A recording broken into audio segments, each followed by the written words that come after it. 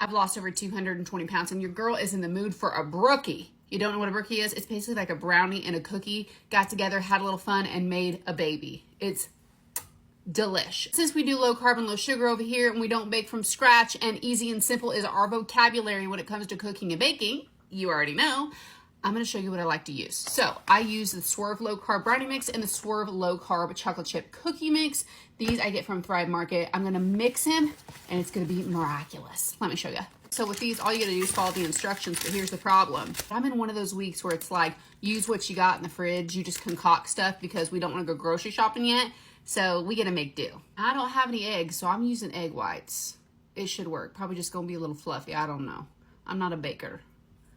And a quick question for my ladies. When your hubby does dishes, do you just have dishes that like disappear into thin air? Like they're gone forever? Like I have a ton of measuring cups and spoons, you know what I'm saying? But somehow this is the only one I have left. I don't know. They must have grew legs and walked away. Anybody lick these as a kid?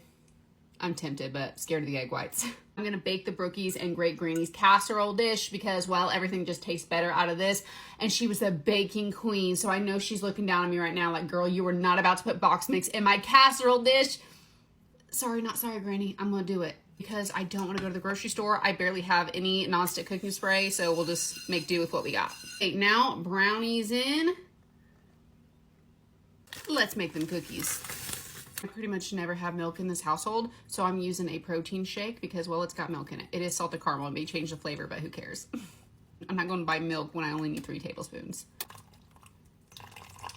And for my OGs, mixy mix, babes. Literally thought I was recording scooping the cookies on the brownie. It was so aesthetic, but I just use this little scoop and I scooped the cookie mixture on top of the brownie. She looks Gorgina. We bake her on 350. Brownies say 25 to 27 minutes, but honestly, it took longer than that last time, so we'll see. This brookie is done. Did I cut it out of the center of the pan? Definitely. Why? Because I'm an adult and there's no rules when it's your brownies, right? So usually I like to put a little bit of sugar-free Cool Whip on top, but I'm out, obviously. But I do have some zero sugar confectioner's sugar. I also get this from Thrive Market. I like to just put a little bit of it on top. Perfection. Taste test, shall we? Here we go. I honestly think I baked it closer to like 45 minutes, and the texture is a little bit different this time than it was last time, so you should probably use the proper ingredients.